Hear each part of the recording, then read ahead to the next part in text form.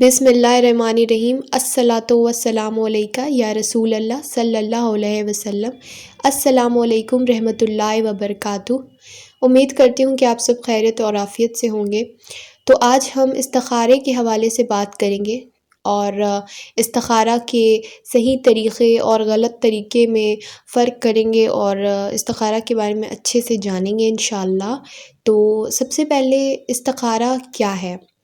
تو استخارہ جو ہے وہ اپنے رب سے مشورے کا نام ہے، مطلب اللہ سبحانہ و تعالیٰ سے مشورہ کرنے کا نام ہے استخارہ۔ اب اللہ تعالیٰ سے مشورہ کیسے کرتے ہیں؟ تو اللہ تعالیٰ سے مشورہ کرنے کا جو طریقہ ہے استخارے کا، وہ ایک بہت ہی پیاری اور خوبصورت دعا ہے جو آپ کے اسکرین پر ابھی اویلیبل ہے۔ تو اس دعا کو پڑھ کے، اس دعا کے تھرو ہم اللہ تعالیٰ سے مطلب پوچھتے ہیں، باتیں کرتے ہیں کہ آخر ہم کیا کریں اور کیا نہ کریں۔ فار ایگزامپل کہ اگر آپ کے پاس دو کام ہیں اور اب آپ کو سمجھ نہیں آ رہا میں کون سا کام کروں، تو آپ کسی بہت ہی ماہر شخص سے، کسی بہت ہی انٹیلیجنٹ انسان سے پوچھیں گے کہ کون سا کام کروں۔ سپوز کہ آپ کو دو آپشنس ہیں آپ کے پاس، ایک یہ کہ آپ بزنس کریں اور ایک یہ کہ آپ جاب کریں۔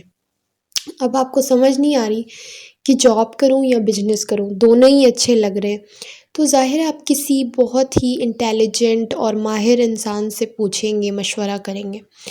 تو کوئی انسان چاہے کتنا بھی بڑا عالم ہو جائے، کتنا بھی اس کے پاس علم ہے دنیا کا یا دین کا، اللہ سبحانہ و تعالیٰ کے علم کے آگے تو وہ خاک کے برابر بھی نہیں۔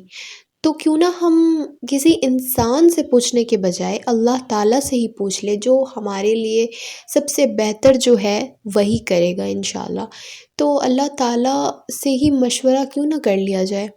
تو اسی وجہ سے جو ہے اللہ تعالیٰ نے ہمیں وہ دعا بھی بتا دی، کس طریقے سے جو ہے وہ ہم دعا پڑھ کے اللہ تعالیٰ سے ڈائریکٹ مشورہ کر سکتے ہیں۔ اچھا، اب سب سے پہلے کہ استخارے کا طریقہ کیا ہے، جو صحیح طریقہ ہے، جو سنت اور حدیث سے ثابت طریقہ ہے، وہ کیا ہے؟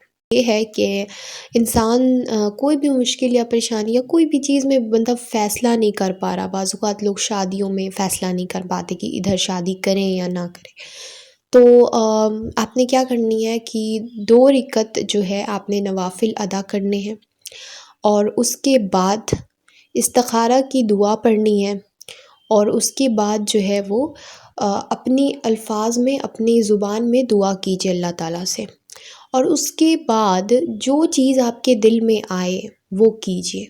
انشاءاللہ اللہ تعالیٰ اس میں آپ کے دل میں ہی وہ چیز ڈال دیں گے کہ یہ کرو، یہ نہ کرو، اور جو کرنا ہے آپ کے اپنے دل سے پوچھیے کہ میں کیا کروں، اور پھر وہ کام کیجیے، ٹھیک ہے؟ اچھا، ایک اور چیز، گناہوں میں استخارہ نہیں ہوتا۔ یہ نہیں کہ انسان جو ہے وہ گناہ کرنے جا رہا ہے، یا کوئی ایسا کام ہے جو گناہ کے کیٹیگری میں آ رہا ہے، جیسے کہ انسان کسی کو کوئی الٹے سیدھے الفاظ ہی بولنے جا رہا ہے، اس کو پتہ ہے کہ یہ کسی کا دل دکھانا تو گناہ ہے، لیکن پھر بھی وہ سوچ رہے چلو میں استخارہ کر لیتا ہوں، اگر دل میں آیا کہ میں اس کو جا کے یہ بات بولوں تو پھر میں بول دوں گا۔ تو ایسا نہیں ہوتا، ٹھیک ہے؟ گناہوں میں استخارہ نہیں ہوتا۔ کسی جائز مقصد کے لیے، کسی نیک کام کے لیے، یا کسی بھی دنیاوی کام کے لیے استخارہ ہو جاتا ہے جو جائز ہو۔ یہ نہیں کہ آپ گناہوں میں استخارہ کرنے بیٹھ جائیں اور پھر استخارہ کر کے گناہ کریں، تو یہ بھی بہت سے لوگوں کا طریقہ ہو سکتا ہے، تو اس لیے میں بتا رہی ہوں پہلے ہی۔ اچھا دیکھیں، اب دوسری بات یہ کہ استخارہ کرنے کا کون سا غلط طریقہ ہے جو کہ لوگ کرتے ہیں۔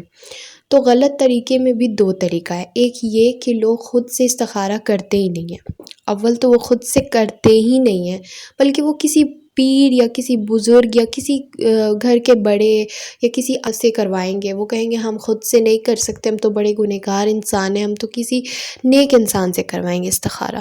تو دیکھیے، استخارہ جو ہے وہ صحابہ نے کبھی بھی، جب ہمارے نبی موجود تھے ان کے بیچ، انہوں نے کبھی بھی ہمارے نبی سے نہیں کروایا۔ ہمارے نبی سے زیادہ نیک کون ہو سکتا ہے؟ مطلب کہ انہوں نے کبھی کسی اور سے استخارہ نہیں کر پایا، ہمیشہ خود سے کیا، کیونکہ آپ صلی اللہ علیہ وسلم نے خود سے استخارہ کرنے کے لیے سب کو کہا، نہ کہ کسی اور سے کرانے کے لیے۔ تو نبی کریم صلی اللہ علیہ وسلم سے کبھی جب کسی نے استخارہ نہیں کرایا کسی صحابہ نے، تو پھر آپ کس طریقے سے کسی پیر بزرگ سے کرا سکتے ہیں؟ تو آپ نے استخارہ خود سے کرنا ہے، اور استخارہ جب کرے تو ایک جو ہے وہ ایڈوائس کو جو دینا چاہوں گی وہ یہ کہ آپ نے جب بھی استخارہ کرنا ہے تو استخارے کی دعا پڑھنے کے بعد استخارے کی دعا کا ترجمہ ضرور پڑھیں، کیونکہ ترجمہ اتنا پیارا اور اتنی پیاری دعا ہے کہ جب ترجمہ پڑھیں گے تب آپ کو سمجھ آئے گی۔ تو جو لوگ استخارہ دوسروں سے کراتے ہیں وہ مطلب کہ کیا کر رہے ہیں؟ استخارے کا بالکل یہ غلط طریقہ ہے کہ آپ کسی اور سے کروائیں، آپ خود سے کریں۔ اچھا، کیوں خود سے کریں؟ تو اچھا دیکھیں، مان لیجیے کسی استخارے کی جو دعا ہے اس میں یہ الفاظ ہیں کہ اللہ جو چیز میرے حق میں بہتر ہے، اگر یہ کام میرے حق میں بہتر ہے تو میرے قریب کر دے، میرے نزدیک کر دے، اور اگر نہیں ہے تو اس کو مجھ سے دور کر دے، مجھے اس سے دور کر دے۔ ٹھیک ہے، یہ استخارے کی دعا ہے کا مطلب ہے۔ ٹھیک ہے، اور بھی مطلب ہے، یہ ایک لائن کا میں آپ کو مطلب بتا رہی ہوں۔ تو مان لیجیے کوئی پیر صاحب کسی لڑکی کی شادی ہے اور اس کے لیے استخارہ کر رہے ہیں، اور وہ کہہ رہے یا اللہ اگر یہ شادی میرے حق میں بہتر ہے تو اسے میرے نزدیک کر دے، ورنہ مجھے اس سے دور کر دے، اسے مجھ سے دور کر دے۔ تو پیر کی شادی ہو رہی ہے، پیر صاحب کی شادی ہو رہی ہے۔ تو یہ بات دھیان رکھیں، عربی الفاظ جو ہے وہ اس بندے کے لیے جو وہ دعا پڑھ رہا ہے۔ آئی ہوپ آپ کو بات سمجھ آ گئی ہوگی۔ اب دیکھیں ایک اور بات ہے کہ جب انسان اپنے لیے دعا کرتا ہے تو وہ گر گرا کے دعا کرتا ہے، رو کے دعا کرتا ہے، اس کی دل کی کیفیت ہی الگ ہوتی ہے۔ اور اللہ تعالیٰ فرماتے ہیں کہ میں غافل دل کی دعا نہیں سنتا، بلکہ اس دل کی دعا سنتا ہوں جو بہت ہی دل سے بندہ جب اللہ کو پکارتا ہے تب اللہ تعالیٰ اس کی دعا سنتے ہیں۔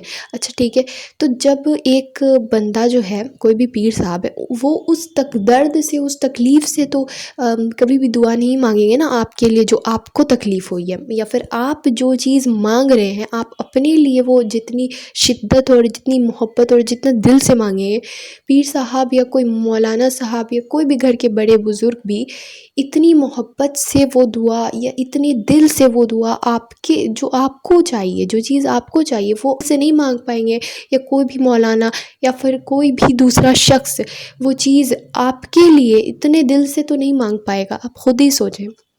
تو جب آپ خود سے مانگیں گے تو آپ دل سے مانگیں گے، اور جب آپ دل سے مانگیں گے تو اللہ تعالیٰ قبول ضرور کریں گے۔ تو اس لیے یہ جو غلط طریقہ ہے اس پہ مت رہیے، یہ سنت طریقہ بالکل بھی نہیں ہے۔ تو جو صحیح سنت طریقہ ہے خود سے کرنے کا، 2 رکعت نوافل پڑھ کے دعا پڑھ کے اور دعا کرنے کا، وہی کیجیے۔ ٹھیک ہے، اب دوسرا غلط طریقہ کیا ہے؟ وہ یہ ہے کہ چھوٹی چھوٹی جو کتابیں ہوتی ہیں ہماری دعاؤں کی کتابیں، ان میں کیا ہوتا ہے لمبے چوڑے طریقے لکھے ہوتے ہیں، 7 دن کا استخارہ لکھا ہوتا ہے، جس میں 7 دنوں تک جو ہے وہ آپ نے کیا کرنا ہے، رات کو عشاء کی نماز کے بعد استخارے کی دعا پڑھ کے جسم پہ عطر لگا کے پچھی منہ کر کے بنا کسی سے بات کے سو جانا ہے، اور خواب میں آپ کو لال یا ہرا رنگ نظر آئے گا۔ اگر لال نظر آئے تو اس کا مطلب ہے کہ کام جو ہے وہ غلط ہے، نہ کیجیے، اور ہرا آئے تو کام صحیح ہے، وہ کیجیے۔ تو یہ جو ہے اس طریقے سے لوگ کرتے ہیں اور 7 دنوں تک کرتے ہیں، اور کہتے ہیں کہ ہمیں تو ہرا اور لال رنگ نظر بھی آتا ہے۔ اگر طریقہ صحیح نہیں ہے تو نظر کیسے آتا ہے؟ یہ جو طریقہ یہ کتابوں میں لکھا ہوتا ہے، چھوٹی چھوٹی جو کتابیں ہوتی ہیں، آئی ڈونٹ نو کون لکھتا ہے، لیکن ہاں لکھی ہوتی ہیں، انہی میں ہوتا ہے۔ تو دیکھیں، جب میں سوچ کے جو چیز سوؤں گی نا رات کو مجھے وہی نظر آئے گی۔ اگر آپ پانی سوچ کے سوئیں گے پانی نظر آئے گا، ہوا سوچ کے سوئیں گے ہوا نظر آئے گی، بادل سوچ کے سوئیں گے بادل نظر آئے گا، جو سوچ کے سوئیں گے وہی نظر آئے گا۔ یہ انسانی فطرت ہے، یہ انسان کا دماغ ہے، یہ سائنٹسٹ کہتے ہیں۔ تو آپ جب ہرا یا لال رنگ سوچ کے سوئیں گے کہ پتہ نہیں مجھے کیا نظر آئے گا، ہرا آئے گا یا لال رنگ نظر آئے گا، تو ظاہر ہے آپ کو پھر جب آپ سوئیں گے تو لازماً آپ کو کوئی نہ کوئی رنگ تو نظر آئے گا ہی، یا پھر دونوں ہی آ جائے گا۔ تو اس طریقے سے جو آپ کا دماغ کام کرتا ہے اور پھر آپ کو نظر بھی آتا ہے وہ رنگ، یہ جو ہے بہت ہی غلط طریقہ ہے۔ جو غلط طریقہ ہے وہ غلط ہے، جو سنت اور حدیث سے ثابت طریقہ ہے وہ کیجیے، نہ کہ غلط طریقہ کیجیے، کیونکہ پھر وہ بدعت ہو جاتی ہے نا جو آپ غلط طریقے پہ کر رہے ہیں، اور کیوں کر رہے ہیں اس کا کوئی فائدہ نہیں ہے۔ جو آپ ہرا اور لال رنگ دیکھ دیکھ کے نہ جانے کتنے رشتے کو لوگ کاٹ دیتے ہیں جو کہ اچھے بھی ہوتے ہیں۔ ٹھیک ہے، تو صحیح طریقہ جو ہے اس کو فالو کیجیے، اور جو غلط طریقہ ہے اس کو بند کیجیے، کیونکہ وہ بدعت ہے، اور جو بدعتی ہے اس کو حوض کوثر نصیب نہیں ہوگا۔ تو امید کرتی ہوں آپ کو بات واضح ہوئی ہوگی۔ السلام علیکم رحمۃ اللہ وبرکاتہ۔